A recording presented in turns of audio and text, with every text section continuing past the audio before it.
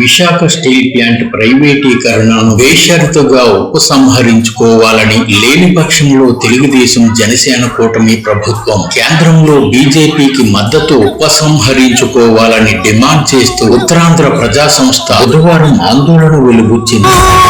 విశాఖలో RTC complex సమీప అంబేద్కర్ విగ్రహం నుంచి జీవీఎంసీ మహాత్మా గాంధీ విగ్రహం వరకు భారీ నిరసన ప్రదర్శన చేపట్టింది. ఉత్తరాంధ్ర ప్రజా సంస్థ వ్యవస్థాపకుడు, లీడర్ పత్రికా సంపాదకుడు వివి రమణమూర్తి సారథ్యంలో ప్రజా సంఘాలు, ప్రజాస్వామికవాదులు, మేధావులు, ఇంకా వివిధ పార్టీల నేతలు, స్టీల్ ప్లాంట్ కార్మిక నేతలు, నిర్వాసితులు నిరసన చేపట్టారు. స్టీల్ ప్లాంట్ ను కారు చౌకగా అమ్మడానికే కేంద్రం ప్లాన్ చేస్తోందని రమణమూర్తి ఆందోళన వెలుబుచ్చారు. ఇప్పటికే 4900 మంది కాంట్రాక్ట్ కార్మికులను తొలగించడానికి సిద్ధమైందని, మరో 2500 మంది ఉద్యోగులను వీఆర్ఎస్ ద్వారా బయటకు పంపాలని యోచిస్తోందని ఆరోపించారు. స్టీల్ ప్లాంట్ ప్రైవేటీకరణను అడ్డుకుంటామన్న కూటమి నేతలు ఇప్పుడు స్పందించాలని డిమాండ్ చేశారు. స్టీల్ ప్లాంట్ పరిరక్షణ కోసం తాము ప్రాణత్యాగానికి కూడా వెనకాడమని అమరజీవి అమృతరావు మనముడు మోహన్ గాంధీ హెచ్చరించారు. ఆంధ్రప్రదేశ్ దళిత హక్కుల పోరాట సమితి అధ్యక్షుడు జేవి ప్రభాకర్, కార్మిక నేత పాడి త్రినాథరావు, పిసిసి కార్యదర్శి సోడదాసు సుధాకర్ తదితర నాయకులు పాల్గొన్నారు. సామాజిక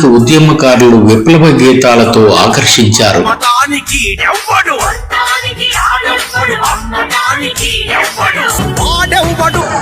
చాలా కష్టకాలం అన్నాం. ఈ ఉద్యమానికి ఓడిపోయడానికి ఆ రోజు అమృతరావు గారు 58 రోజులు నిరాహారం చేసి కేంద్రం మెడలు ఉంచారు. ఆ రోజు ఈ రోజు అమృతరావు గారు మనడు మోహన్ గాంధీ గారు ప్రత్యేకంగా వచ్చారు. వారిని మనం కూడా వేదిక మీదకి ఆహ్వానిస్తున్నాం. ఈ ఉత్సవానికి ఓడిపోయడానికి నేను సిద్ధం అని చెప్పి ఆయన గుంటూరు నుంచి ప్రత్యేకంగా ఇక్కడ మోహన్ గాంధీ గారు వచ్చారు.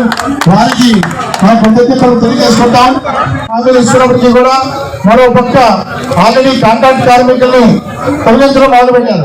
ఒకే కలం పోటీతో 4290 మందిని తీసేయడానికి సిద్ధపడ్డారంటే ఉత్తరాంధ్ర ప్రజలు అమాయకులు అనుకుంటున్నారా? చెప్పండి. ఉత్తరాంధ్ర ప్రజలు అమాయకులా? ఉత్తరాంధ్ర ప్రజలు అమాయకులా? మనం ఉండాలి. ఏ ఒక్క కాంట్రాక్ట్ ఎంప్లాయీని చూసినా మొత్తం ఉత్తరాంధ్ర మొత్తం సంఘటన చేరాలి, వాళ్ళకి వెళ్ళాలి. మన సంగతి ఏంటి, వాళ్ళ సంగతి ఏంటో తేల్చాలి. అంతవరకు కూడా మనం విషయాన్ని చెప్పం. అలాగే మనకి ఇవాళ దానికోసం రకరకాల ఇంటికాలు వేస్తుంది. మన అల్లూరి సీతారామరాజు గారిని చెప్పడానికి లోకల్ ఫండ్ ఎలా తీసుకొచ్చారో ఇవాళ సెక్షన్ అని ఒక ఎంపీ తీసుకొచ్చారు. అయితే వచ్చిన దగ్గర నుంచే మనకి ఇవాళ 4290 మందిని తొలగించడం ప్రక్రియ మొదలైంది. దీన్ని బట్టి అర్థం చేసుకోండి, మనం ఎదుర్కోవాలి, మనం ఓడిపోకూడదు. ఉక్కుని మనం రక్షించుకోవాలి. ప్రైవేటు రంగంలో నుంచి కలిపి కొట్టాలి, ప్రభుత్వ రంగంలోనే ఉండేటట్టు మనం చేయాలి. ఇవాళ కొంతమంది చెప్తున్నారు విశాఖపట్నం శైలిలో కల్పిస్తే చాలా బాగుంటుందని. శైలిలో కల్పిస్తే ఏం బాగుంటుందండి? ఆంధ్ర బ్యాంక్ని యూనియన్ బ్యాంక్ లో కల్పిస్తారు. మన ఆంధ్ర పేరు మనమని అయిపోయింది. అలాగే విశాఖ ఉక్కుని కల్పిస్తే విశాఖ ఉక్కు సెంటిమెంట్ పోతుంది. మనం ఉక్కుని ఏం పోరాటం చేస్తాం కానీ శైలిలో పెట్టి అమ్మేస్తే అందుకని ఉక్కులో శైలిలో చేర్చాలని మనం ఉపయోగించుకోవాలి.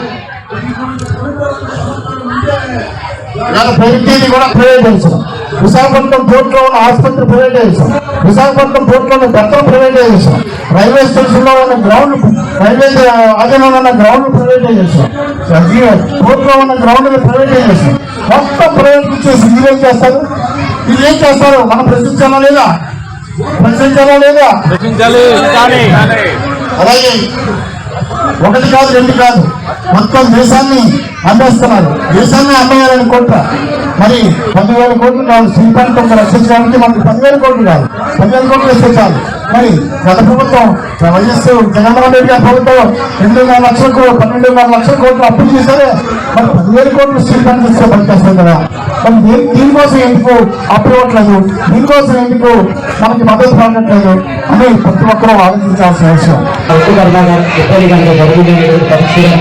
పరిస్థితుల్లో అవసరమైతే తాతగారిలాగా నా ప్రాణాన్ని కూడా రక్షిస్తానని చెప్పి సభాత్మకంగా ఆశిస్తా ఉన్నాను.